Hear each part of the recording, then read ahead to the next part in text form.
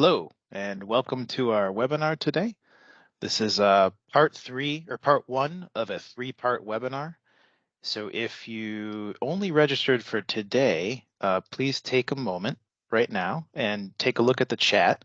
And if you scroll up a little bit, you'll see in the chat there's a link to acoustic testing webinar. It says M+P ARS series, and you can take a moment to register for the other two events.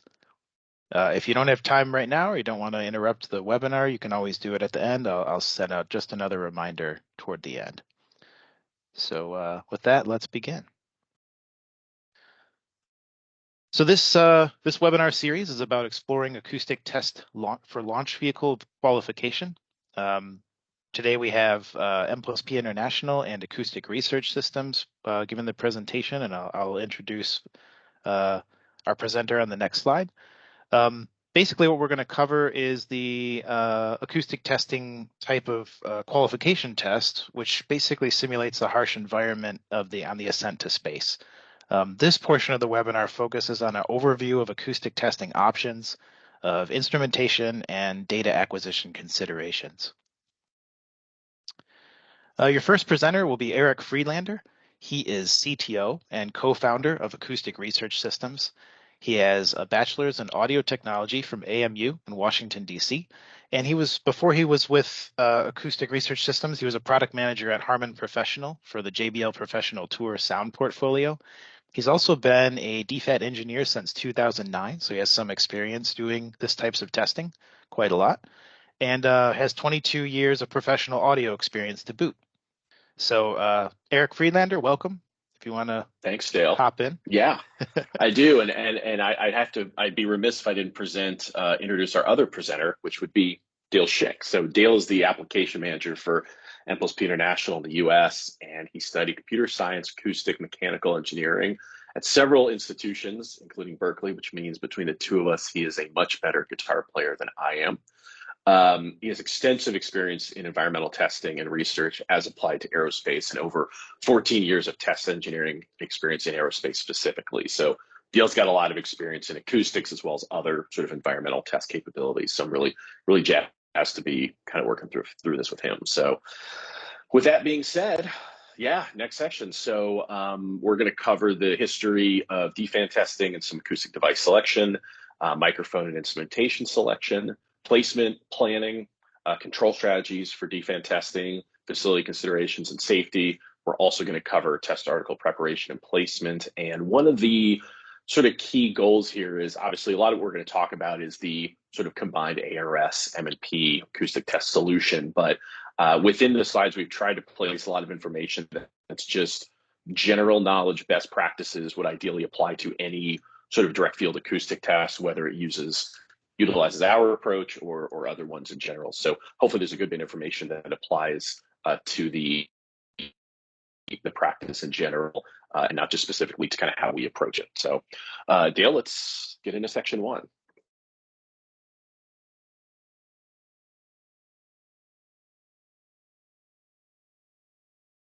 All right, so first up, there we go. So DFAN test history, the actual first direct field acoustic test happened in 1999. And the story, as I've heard it, is that it was hey, we need a test right now. What can we do? And so a local sound company provided some loudspeakers, a specification was entered and achieved. And that sort of began what became direct field acoustic testing, the QuickSCAT program. With this implementation of concert speakers for acoustic testing, a few other folks picked up the practice. And so in the early 2000s, there was this idea of you could use sort of additional concert speakers and a single output controller to run the system. And then as the technology matured, other control strategies were applied, and we'll discuss this in the following slides. But in efforts to make the field more uniform, originally more chamber-like, the reverberant chamber was kind of the standard at the time, and now we've ideally sort of moved past that to even a more ideal situation. But there's a lot of incremental improvements in control strategies and loudspeakers and concert systems to the point where NASA Handbook 7010 started, you made a first attempt to standardize the practice in around, I want to say 2016. And it included a lot of great references in sort of best practices at the time. But it asked a lot of questions about the uniformity of the field, the consistency of the test setup. Obviously, this configuration at the time were not highly scalable. And there was really only sort of one way of doing it at the time. So it was a good first attempt to sort of codify the knowledge that was had at the time. But it's about getting to be about 10 years old at this point. And we're going to show a lot of information here that sort of now moves to sort of the next step beyond what was originally captured. Next slide. So where we are today is what we've provided here is sort of the ARS and M&P solution. So this is the neutron system pictured here, and some of what we'll cover in the next slides is first and foremost a purpose-built device. So the first step was to start from a blank slate, look at what the industry needed for direct field testing, and then build a acoustic device and a complete turnkey solution to support that. Take a sort of non-concert production approach to a non-concert problem.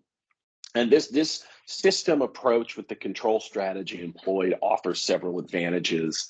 And we'll cover this some later slides while we can make some of the papers available. I think a large majority of them are available on our website. But we've covered a lot of topics on improvements in the uniformity of the field, the consistency of repeatability of runs from test to test and program to program, the scalability of the system, which we'll talk about, and also the reliability of the system. The development of a full range acoustic source, basically a purpose-built loudspeaker device that covers all the frequency bands needed to reproduce a proper direct field acoustic test, allows the controller to run the system with a series of uncorrelated noise outputs. And because these outputs are decorrelated from each other, it allows the system to sort of defeat the vast majority of standing waves and sort of not uniformity issues in the field. So this was several big steps forward by developing a purpose-built system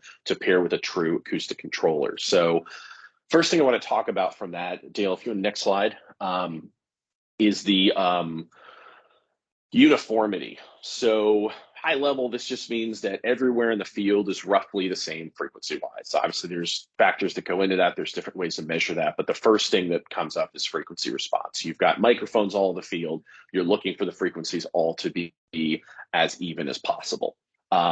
So this is a really critical factor for a good test. And these plots from Wave 6, these renderings show two different types of acoustic fields. On the top, we have an acoustic field driven by 6 acoustic devices, each one all sharing the same drive signal. And we know that if we have 2 sources discrete, spaced apart from each other, and if they're sharing the same source, but they're physically separate in the device, then what ends up happening in the field is you get sort of these cancellations, hot spots, cold spots in the field. You get interference. And the image on the top shows the bright red orange hot spots and the dark blue cold spots where there's a negative destructive interference. And the end result is a not very uniform field. I want to say from that scale, there's a 20 or 30 decibel swing between the hot spots and the cold spots. And that's not a uniform field. But it makes a great illustration of, to compare it to the bottom, which is that same configuration of acoustic devices, but with 6 uncorrelated sources, drive sources, feeding 6 full range acoustic devices.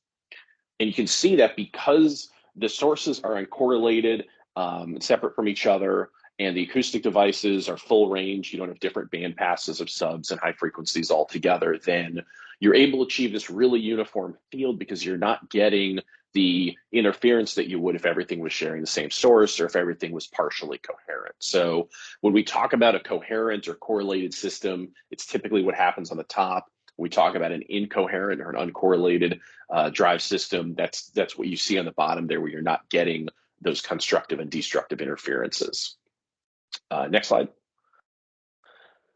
Another another key point here is this is something where, NASA Handbook 7010 stated in the mid 2000s you had to sort of surround, you had to create the wall of sound. You had to have sort of acoustic devices all the way around because it was the only way to test the flight hardware.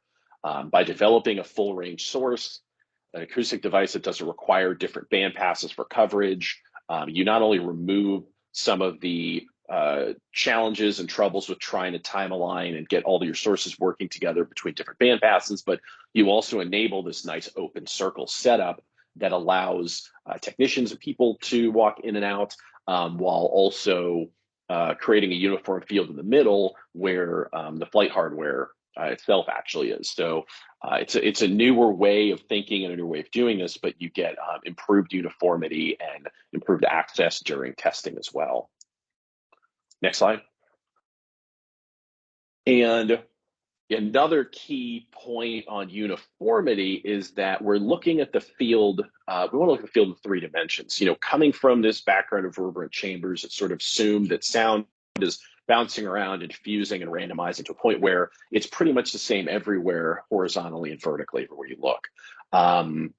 Ideally, with a loudspeaker system, especially with a concert system that's based on a line source technology, it doesn't generate sound the same way horizontally and vertically. And so as you see on the left, if you look at the uniformity of a test system, horizontally, it might look good, but you still have to look at what it's doing vertically, because if they're all sharing the same source, then you can end up with a highly coherent, highly focused signal with some irregularities in the vertical plane.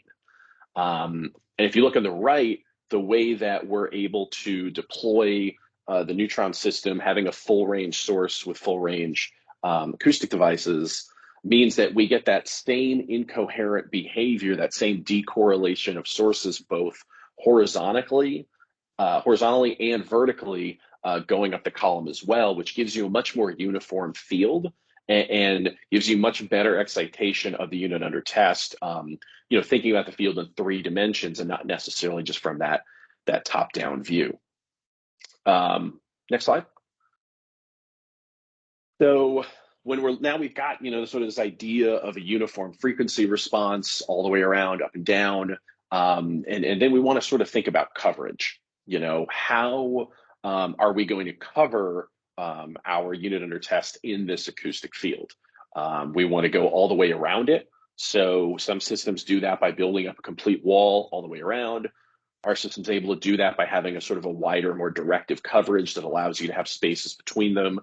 And then you also want a vertical coverage up and over the flight hardware to ensure that it's all the way covered and getting some energy randomized sort of down onto it as it would in a chamber situation.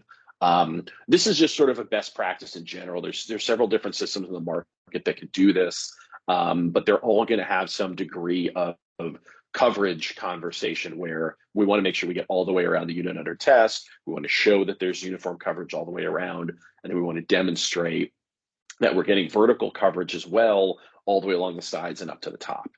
And as I mentioned earlier, you can kind of see where having a system that's incoherent, uncorrelated, and generating uniform field, both horizontally and vertically, you can kind of start to see as the system grows, that's really important, because as the system gets taller, you want to make sure it maintains that uniformity and the quality of the field doesn't change depending on the shape of the test article. Next slide. To that end, one of the things I mentioned earlier, scalability. I think early on in the history of direct field testing, it was sort of geared towards mid-sized payloads and some potential large ones. Obviously, the Artemis Orion program, you may have seen some photos of it being direct field acoustically tested. That's a fairly large setup. But there wasn't really a single solution that could cover things from 6Us, 12Us, all the way up to full large size payloads and space planes. So one of the benefits of the acoustic device is that it's full range, it covers all frequencies, and each one can effectively perform a direct field acoustic test on its own. So what this means is that you can test something small or a sub-assembly or a panel or an avionics box, something that needs acoustic exposure with the same device and quality of acoustic field that you test something very large in diameter, um, like a very large payload communications satellite, et cetera. This idea of being ready for new space was something that was really important to us when we started Acoustic Research Systems. And I think as we've seen the industry grow, we're going to see big things and we're going to see a lot of small things, a higher volume of small things going to space. And having an acoustic test solution that supports all of those equally and increasing accessibility to test resources is something that's important to us, both commercially and also scientifically. And with that perspective in mind, yeah, exactly. I sort of I changed the perspective in CAD intentionally here, but you can see even though we have the same acoustic device and we have the same sort of test configuration, one test article on the left, I think, is a 6U, and one on the right is a 30-foot tall large object that I can't discuss quite yet. But suffice to say, the approach to it, when you have uncorrelated drives, when you're not using narrowband control and sort of adding the complexity of targeting, which we'll talk about, and when you have a full range device that simply just scales horizontally and vertically to create sort of a larger field, then it becomes really simple to size a direct field acoustic test system to match the size of the hardware that needs a test. So the approach to configuring and setting up the system is fairly simplified. And then in terms of preparation, obviously simulation and modeling is used a lot today. It's really critical, for almost any test program. And we've partnered specifically with Wave 6 from Dassault, and there is a copy of the Neutron. There's a virtual Neutron in Wave 6. So you can get the Wave 6 vibroacoustic simulation suite. You can load your flight hardware model. You can load neutrons virtually, and you can conduct a simulated direct field acoustic test. And then the great thing for us is that when we show up on site or wherever we're going to do the test, we have a really simple path between correlating the model and the actual test. I think in the past, direct field testing, concert speakers, when it was a newer test method, had a bit of it was a little bit of an exotic feel. You're never quite sure what you were going to get. And we're really glad that, by providing sort of this turnkey system with all the parts and providing sort of a robust simulation capability, then we're really able to tie together the test and the model, and the real physical test just becomes sort of a validation of the model. So that's a big step forward in terms of capability and also just shortening sort of timelines and budgets. As I mentioned earlier, obviously having all the parts and pieces of the system are critical. So any direct field test system that you utilize is going to have its own approach to having amplification and power. Obviously an acoustic controller or a vibration controller that's doing acoustics and narrowband. There's several different ways to approach that. With the ARS solution, we were able to sort of package it all together really elegantly and reduce the number of connection points. We thought a lot about operators, so we reduced the number of connection points and made it so that only one cable goes to one place. Power cables are safed out and locked once you attach them. So try to make it as easy as possible. And from the MP side, we have this really great automated loop check feature. So it's really easy. It's a couple seconds of noise out of each source. It checks that each source has a complete control loop, a microphone or two, and then within a minute we've verified the system, and it takes off and runs, ideally under our control. So next slide. And then, yeah, as I kind of mentioned earlier, having this purpose-built device really helps solve a lot of problems. We talked about standing waves and issues with uniformity early on, and those are symptoms of methods with the device and the controller that need coherence or sort of need relationship between each other to reach levels or function a certain way.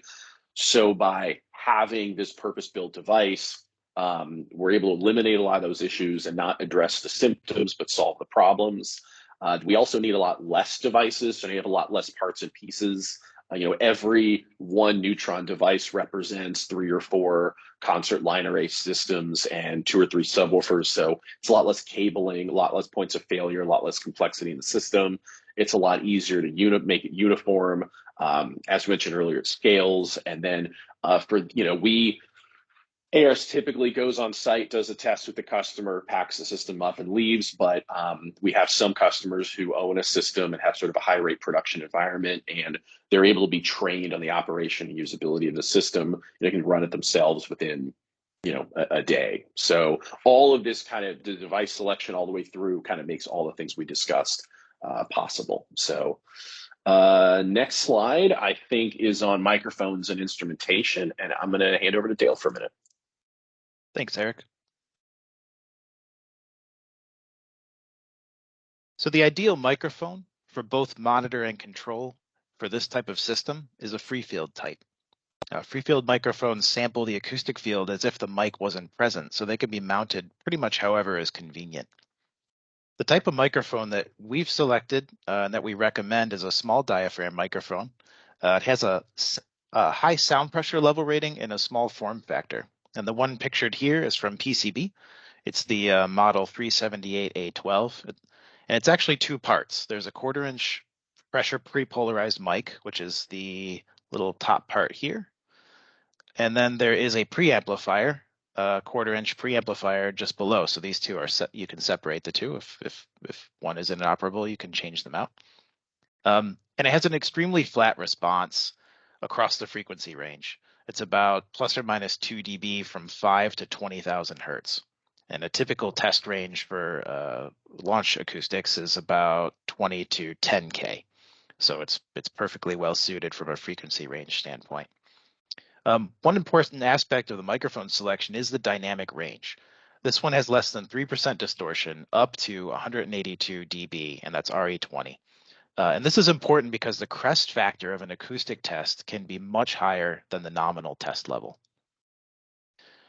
So here we indicate how extreme the peaks are for a given waveform, which is the crest factor, and the acoustic fields can produce relatively extreme peaks. So in this example, a test level of 143.5 dB overall SPL is shown in the horizontal cursor, which is here.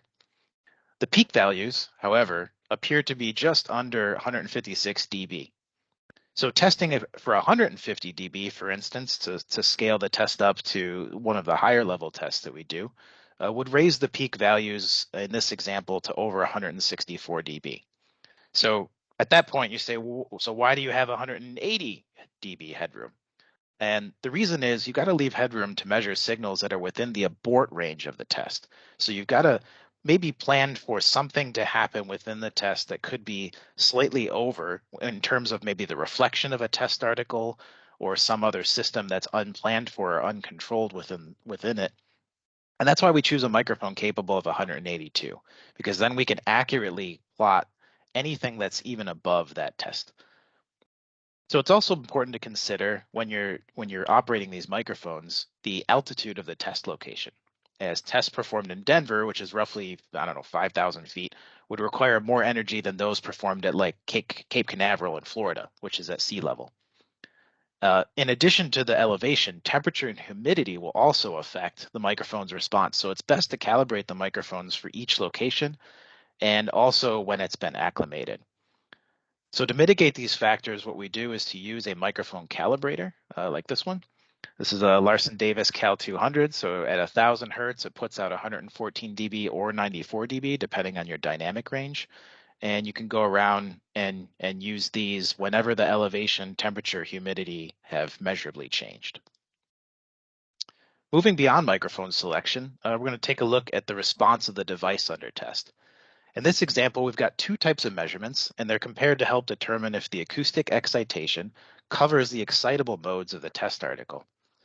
The average frequency response functions, or FRFs, are shown in light blue, and this is a test that's done with an impact hammer or a set of shakers and some accelerometers. And that's compared with the responses in power spectral density, which is shown in the dark blue trace. So for this test article, the acoustic responses are measured as an acceleration response to a pressure excitation. And this is essentially what an acoustic field is.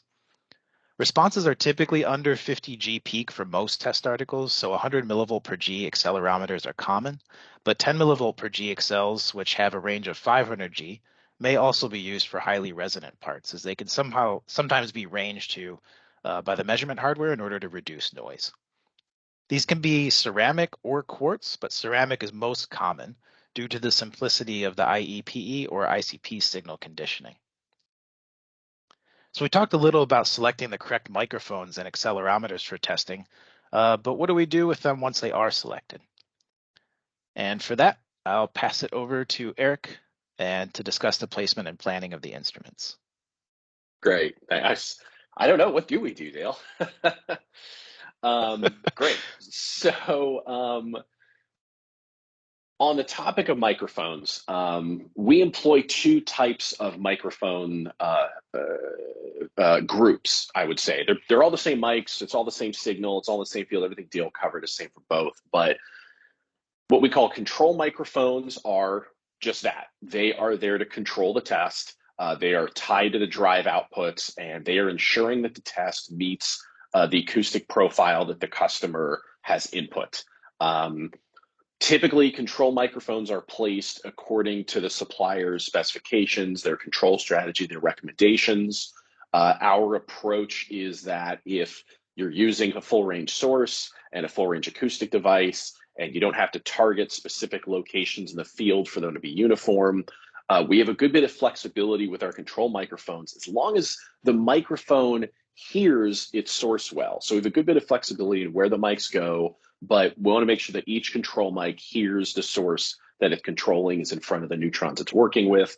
And there's some guidance on distance from acoustic device, distance of flight hardware. That guidance is different per acoustic device as well.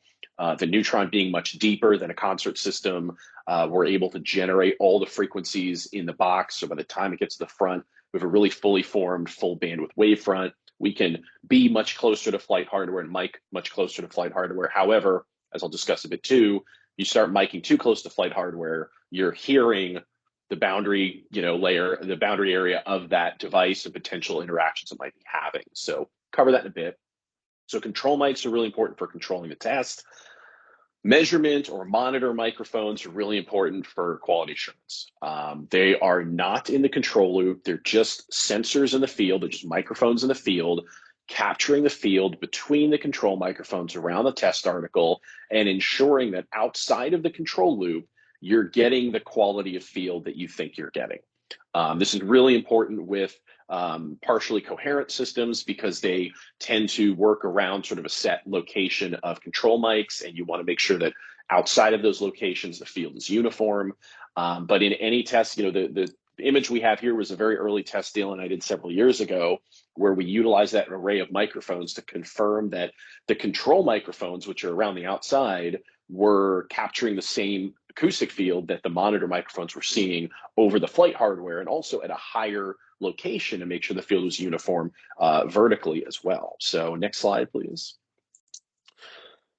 So the other thing we're going to talk about here is octave control. I've mentioned this a bit. You sort of have the two leading candidates for direct field acoustic control are your sort of narrow band control and then octave band acoustic control. Octave processing follows the ANSI processing recommendations for third octave bands.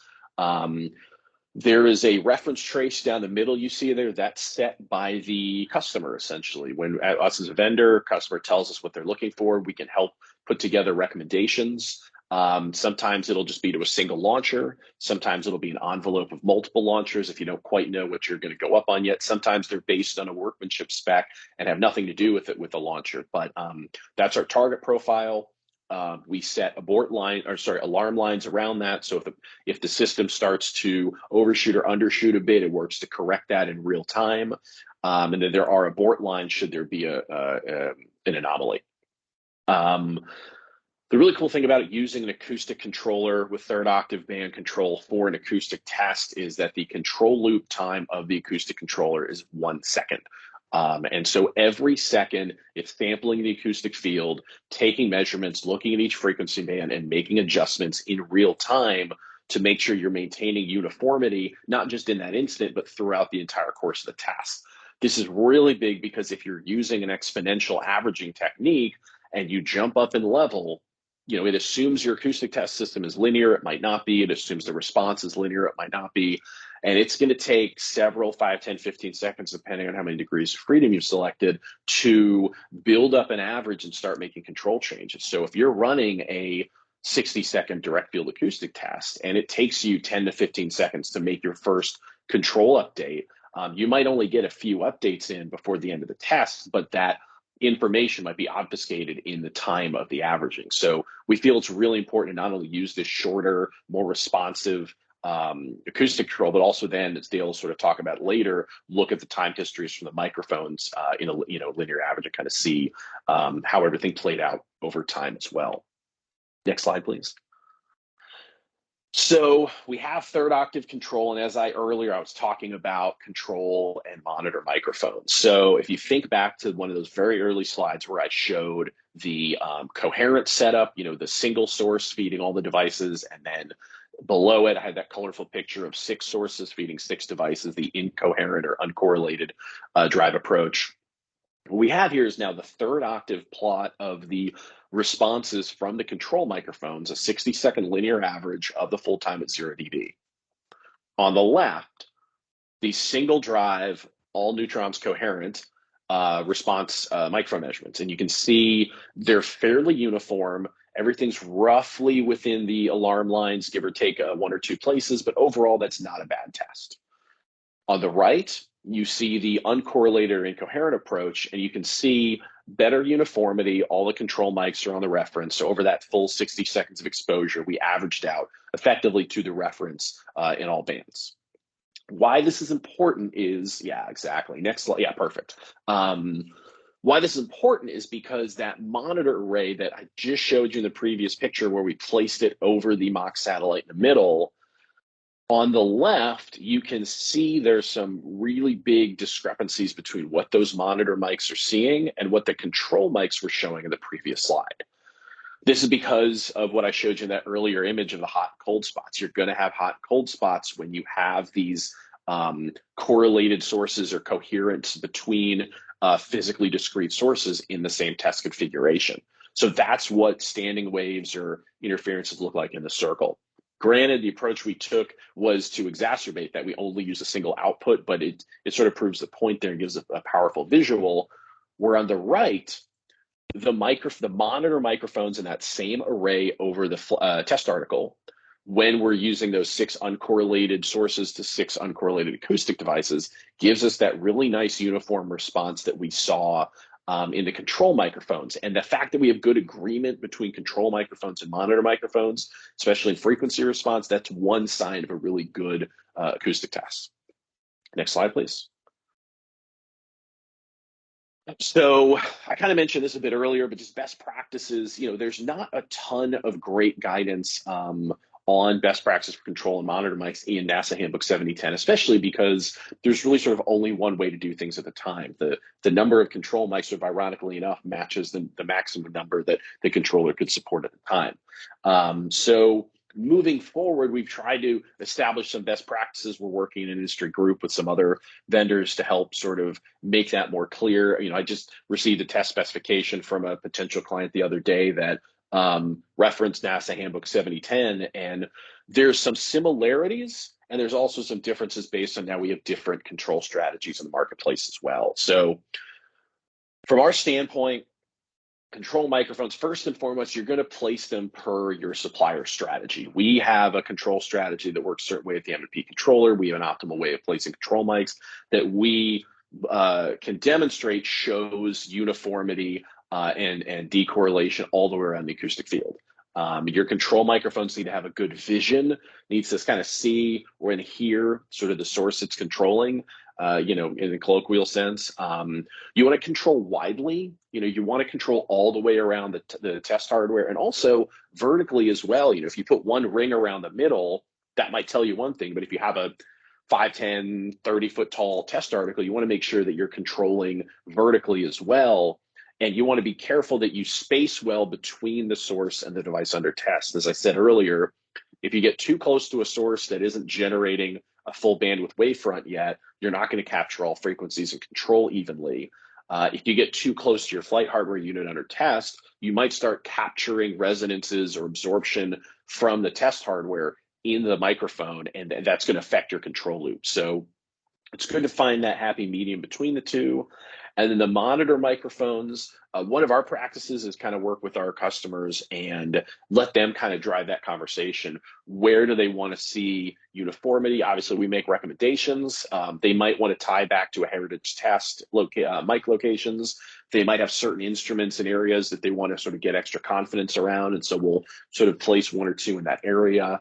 But the main thing is just to get a good picture of the field outside of the controls to verify that your control mics are telling you what's really happening in the field. And you want to look at the family of all the monitors as well. The example here that we have is really telling because you can kind of see I think we have 16 control microphones for the plot on the left, and God, I can't remember how many on the right.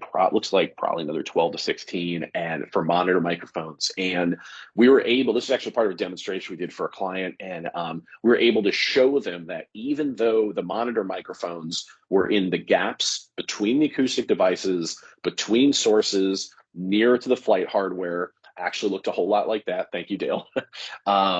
So the red microphones were the controls, the green microphones were the monitors, and this was for a client who was new to our approach to testing. We're able to show them that even in these locations where there's not a wall of sound around them, not only did we have matching profiles between control and monitors, but the monitor microphones were actually better looking and more uniform than the controls, because instead of being in the direct field of one device, they were actually seeing the field of many uncorrelated sources that helped to sort of provide more uniformity at those locations. So this was a overkill. There was a lot of control and monitor microphones in this configuration. It was part of a study, but the use of monitor microphones helped to provide quality control and assurance that the control microphones were sort of telling us what's really happening in the field. We provided confidence at additional locations around the test setup. And also, as confidence was built, everybody feels good about the strategy and the approach, and we see the structural response that we want. We're able to sort of start toning down the number of monitor microphones to reach a data set that gives us sort of consistency from program to program, but reduces the amount of setup, microphones, cables, all that good stuff. So this is definitely an extreme case from a mic standpoint, but it's good to know that it can be done. Next slide, please. And, I've talked a bit about, control strategies and different ways to approach it, a bit about narrowband and octave band control. So Dale's going to kind of walk through here a bit more detail on that. Thanks, Eric. So yeah, one of the things I wanted to mention and could lead into the phase targeting. If we go back, you could see these two purple microphones were actually designed as microphones which were expected to not meet level, but we wanted to measure the gaps. And we found that even when we measured these gaps from these locations, which were not intended to have a well-crafted acoustic field, everything was in spec up until maybe 8 kilohertz. So between 8 and 10 kilohertz, just the last couple of octave bands, was great. So even within the gaps, we found good, nice uncorrelated signal with a good uniform delivery. But when you're using a typical or a traditional system, which has the separate mid-high speakers and the subwoofers, which were typically designed for a concert array, these types require narrowband control, right? Because the narrowband control is a modified vibration control method, and in contrast to octave control, which is on the right here, which utilizes the real-time acoustic processing to adjust levels, which is something that Eric had mentioned. So one of the things about narrowband control is that it uses what's called phase targeting in order to address the symptom of standing waves, which was previously mentioned. It provides the ability to enforce a phase relationship at certain points, as shown here, assuming that the rest of the field follows. Alternatively, octave band control uses the uncorrelated sources for each source and takes advantage of the infinite phase relationship of an ideal acoustic field. And in this type of control, the natural incoherence only enforces maximum diffusivity from the field. So let's take a little deeper dive into these two types with the control microphones plots. So when many monitors are used, it can reveal flaws in the acoustic field that are not really evident in the control microphones, even when phase targeting is used. So as mentioned before, narrowband control systems rely on that phase targeting from multiple locations, and some call this true MIMO, as it adds a third dimension to the control matrix used to output the sources for each stack of speakers, as shown here. But mic placement is critical for controls, as some locations will not produce good results. And microphones in between the controls are typically not as within the family of controls because these types of systems rely on coherence vertically from stacks to make the power that's required in order to achieve the high test levels. So to make monitor microphones look in family, these systems rely heavily on channel averaging and smoothing. Because if you look at the separate microphones from these types of tests, and there's lots of studies out there that you can go back and reference from the past that show this, but the variation is wild. So in octave control, this relies on the real-time third octave measurements and then provides an accurate representation of the field both in and outside of the control microphones. So in this type of field, mic placement is less critical because the whole field is essentially valid.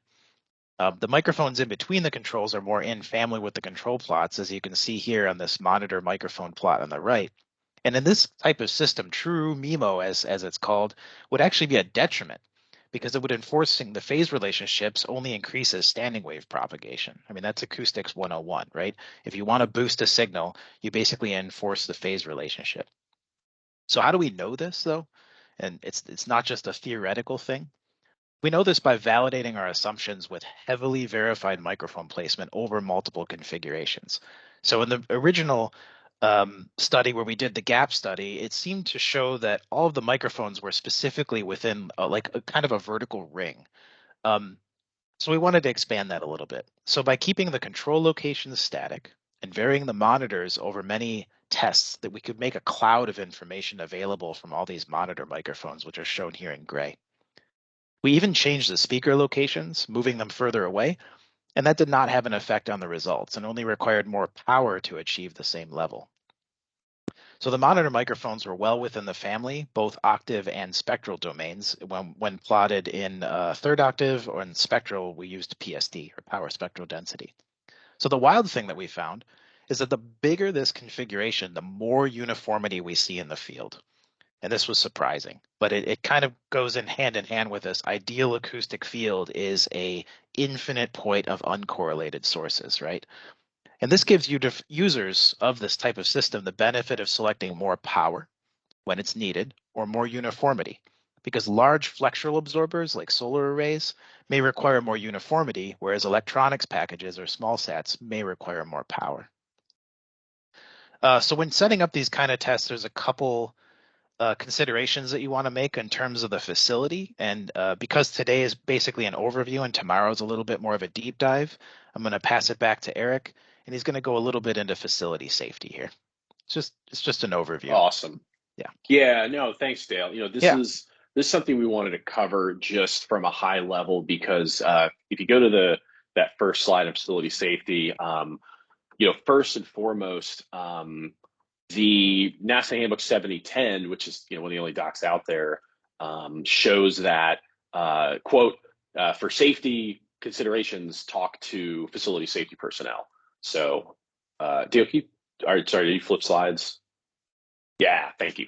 So yeah, right at the NASA Handbook 7010, it says for DFAT test safety, talk to facility safety personnel, and then us as a test vendor, typically the facility safety personnel come to us and say, well, what do you think? So um, the goal here is to come up with sort of a quantitative, objective way to look at potential risks, address subjective concerns, work through it, and walk down the risks together, and then perform a safe test where the only safety factor isn't just somebody telling you it's going to be fine, but you have measurements, you have people in place, and you have sort of a process to get to that safe place. I throw this picture up there only because I've been in situations where someone has seen this and saw, this is the old Tacoma Narrows bridge collapse from I want to say the 30s, and the bridge responded to the wind gusts and eventually tore itself apart. And somebody saw this and thought, well, could an acoustic test do that to a building or a facility and tear it apart. And so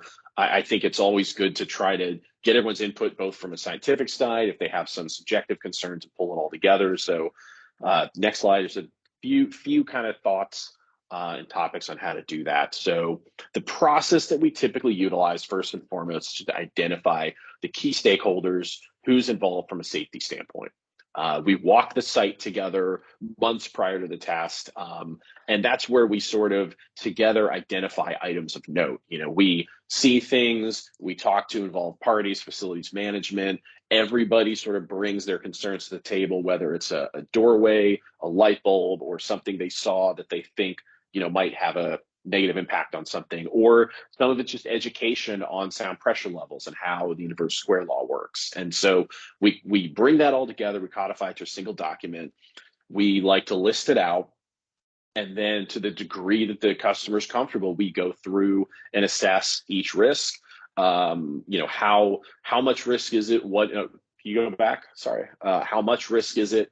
What's the potential impact of that risk? And then we identify if there's something that exceeds our threshold, how do we mitigate that risk? So on the right there, I've got some things that have come up on site walks in the past. There's stored equipment on shelves. How close is it in the test setup? Might it rattle off?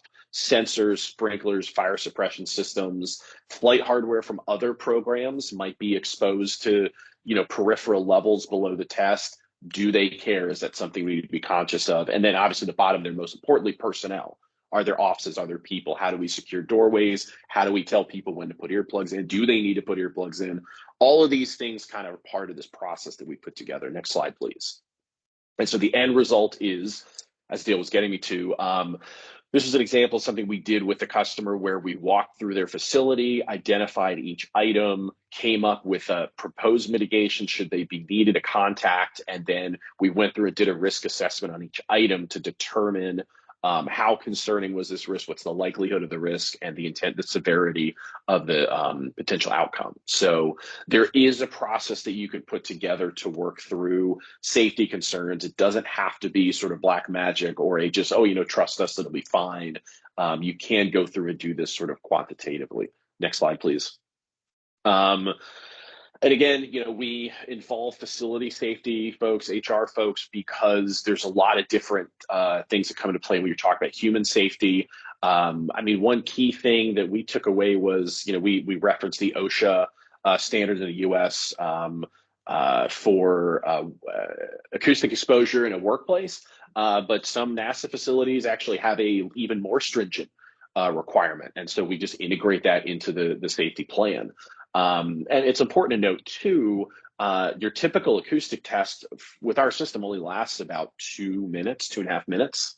And you do several runs per day, but it's not a constant. We're not running 8 hours, 10 hours a day at full level, and it ramps up to level. It starts low, equalizes, and ramps up. So there's a lot of just built-in safety considerations into how the test is conducted. And also, there's some great opportunities to manage expectations internally with your facility folks and management team that they might think this is an 8-hour long continuous noise, like a rave in the back room. And, we get to sort of address those concerns, mitigate a lot of them, and focus people on these occasional runs per day.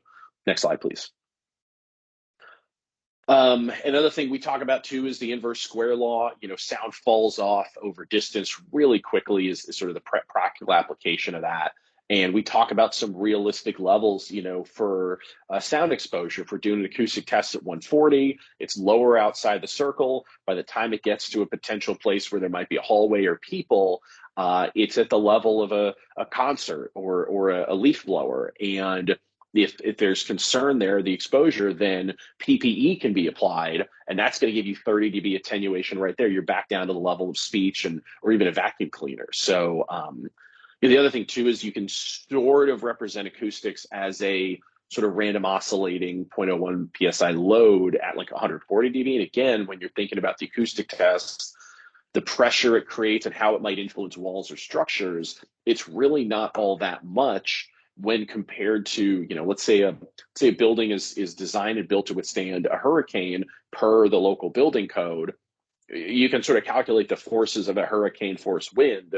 compare that to a short random oscillating acoustic load and see that there's a massive several orders of magnitude difference in those forces, and that tends to help people understand the safety of the acoustic test. So next slide, please.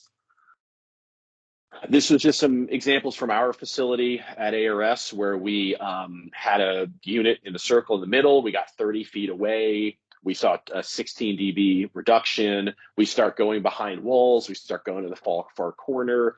Next thing you know, we're in an office in a hallway behind 2 or 3 walls, and you're in the upper hundreds, which is safe for short exposures. And with ear protection, you're below levels of typical speech. So it's easy to quantify these levels and make these tests safe and sort of put a process to it as you're doing that. Next slide. And the only other things I'll just touch on here from a facility and setup standpoint are from safety. You want to look, especially start getting into larger test configurations. And I won't cover all this right now, but there's a lot of structural safety concerns that need to be looked at as systems get bigger and taller. And, our approach was to reference a lot of the existing NASA material and look at risk factors, look at seismic considerations, look at overturning points and forces, and put together sort of a cohesive model of how we build and safe our systems, and ensure that that gets deployed at all times and not just when it's convenient or might get in the way. So the other benefit of setting up our system that was built in sort of the original design, Dale, if you go to the next slide, is that because every unit is the same type and has the same design and has the same safety rated structural hardware, suspension hardware, it's very easy for us to deliver sort of robust models of how the system behaves in various potential structurally compromising events or seismic events, and deliver sort of the high degree of confidence what our safety factors are, how robust the system will be, identify any potential risks that need to be mitigated. So in the top there's a model from RISA of how a column of neutron devices, how the forces are exerted on it in certain situations. Bottom left is one of our early cross-brace solutions where we worked with an engineering firm to design a sort of simple, easy to set up but robust method to secure the setup and keep it stable. And then on the right, stamped professional engineer stamps. Stamp drawings is something we provide a lot of sometimes too, where a professional engineer has been involved and reviewed them. You can also sort of do stamped and sealed drawings from an engineering firm, basically giving sort of a higher degree of confidence in the safety of the configuration and then committing to that setup and configuration on site. So there's a few different ways. This is just sort of how we approach it, but from a best practice standpoint, you want to ask questions about structural stability and safety and sort of look for robust modeling and documentation ahead of a setup, especially as the system gets larger and taller. So I think the last bit then is obviously we're talking about the system and the setup and safety, but there's also a key part, which is putting something in the middle and testing it once the system is set up. So I think this last section, Dale's just going to talk a bit about test article setup. Thanks. Yeah, this is a good segue into tomorrow, which is going to get into the operation of the test. But when you're instrumenting the test article, there's some special considerations to make. The accelerometers should generally be electrically isolated or floated to avoid ground loops. And microphones placed too close to the device under test, as mentioned by Eric earlier, those will only measure the boundary layer, really, or the reflected energy of the test article. So if this type of measurement is required, there's actually surface mount mics, such as this one, which can be used to properly measure that energy. So even so, it's not recommended to control from this type of microphone as it isn't representative of the field energy as a whole. Additionally, for pressurized components such as oxygen or hydrazine tanks on a spacecraft, strain gauges can help abort a test in critical conditions or just provide dynamic measurements. So any of these can be processed by the control system directly, as we'll discuss in tomorrow and Thursday's webinars. Continuing the test article prep, it's also good to consider the routing, right, for all these instrumentation and cabling. And it has a practical effect on the measurement quality as well as the safety of the test personnel. So bundling low voltage cabling near the instrumentation and routing it away from high voltage lines is crucial to measurement quality. Because whenever this is possible, you can cross the low voltage perpendicular to the high voltage lines to minimize EMI.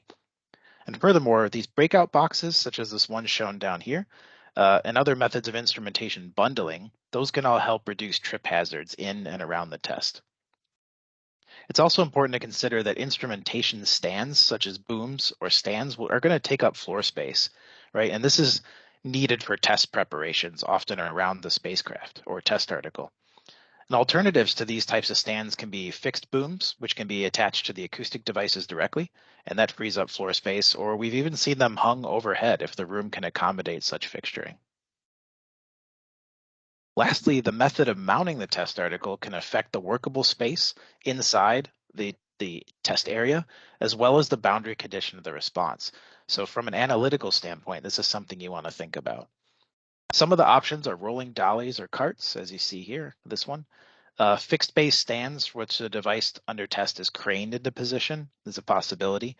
We've seen air isolated stands or seismic masses, which can isolate the test article from external vibrations that could influence upon the response. And components can even be suspended from a gantry or crane if this is a safe way to test. Each of these options can impart reflections from the dolly and or floor. So it's sometimes good to consider some sort of absorptive material on reflective surfaces that are not part of a typical launch configuration. And this is really only critical in like highly reverberant spaces when it comes to the room.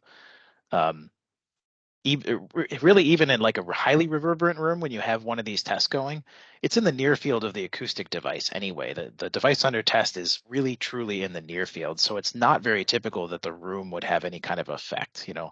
And in this photo here, this is in a giant airplane hangar, so obviously there's no interactions, but we've even done tests in smaller, more reverberant rooms, and because the test article is in the near field, the room modes are minimal. So this is the end of today's webinar. As mentioned before, please register for tomorrow or the next day if you're interested in the topics. Tomorrow's webinar is going to cover, this is the schedule page, so we're going to look at test levels and schedule. We're going to look at loop check and safety as well as running the test. We're going to talk about online data considerations and what you're going to look at when you're running the test and also in between the two levels, or as you may do several levels of this. And also, we're going to peek into the data packaging and delivery, but data packaging and delivery is going to be the primary focus of Thursday's webinar. So thanks again for your attention. We can now have a look. We've only got about 2 minutes left, so we might actually have to take some of the questions offline if there are any, and or possibly address them tomorrow. But I do see one Yeah, here. This one says, "Can yeah. you give us?" So, Have you read that di one, Eric, already? Yeah. yeah. No, that's so radial spatial variation speaker. I think this for you to several monarch cells, Gary. Yeah, so the typical configurations that you saw were in the 10-foot to 12-foot diameter and range, and the acoustic devices would be placed typically every 60 degrees. The larger test that you saw was 8 columns on a 19-foot diameter, so that was acoustic devices every 45 degrees. So you're typically looking at around 2 meters between acoustic device and maybe a bit more with a gap of sort of less than a meter in the middle. And trying to think, those were kind of the main ones you saw. The very small one that we started out with that was only 6 acoustic devices. I want to say that was maybe an 8-foot diameter. And then they kind of grew from there. But it might be worth If mentioning, we did a study a while back, Eric, where we had this uniformity study, right? So what we did was we varied it by several feet, probably by like 6 feet or so from the smallest to the largest configuration. We had all the control microphones in the exact same location for all of these tests. And as we varied the acoustic device locations, by not changing anything else, we noted less than 2 dB variation, standard deviation across all the control microphones and the monitor microphones. So I would say if you're asking about spatial variation in the placement, it's not really a problem. This is something we found that is uh, uh, so it matters so little in the case or beyond how much power you need to use that it really doesn't matter where the speaker is within a foot or so. And also too, I hope we're sort of answering this well and talking variation too. Typically, each acoustic device column is the same radius from center. But we measure that to within a few inches. So again, because we're not phase targeting, as Dale mentioned, because you can sort of move the diameters in and out with very minimal impact. The level of precision there does not require sort of millimeter placement to get everything right. But typically, we try to keep everything on around the same diameter, the same distance from center, just as a best practice. Cool. All Yeah, right. thanks, Adrian. If there's any additional questions, we can take them tomorrow or Thursday in parts 2 and 3, or we can take them offline. So once again, thanks for your attention and enjoy the rest of your day.